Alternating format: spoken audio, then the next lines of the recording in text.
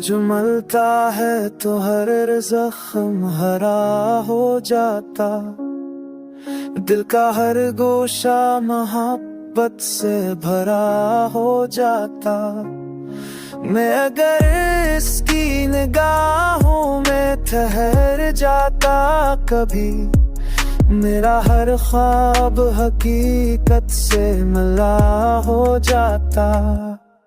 हो जो बिछड़ा है तो महसूस ये होता है मुझे, जैसे दरिया कोई सहरा में खला हो जाता।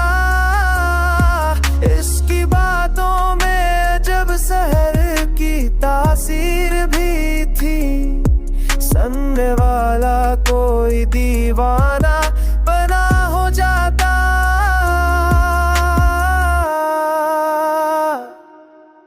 मैंने चाहा था से अपनी दुआओं की तरह, काश वो शख्स भी मेरा हीरा हो जाता।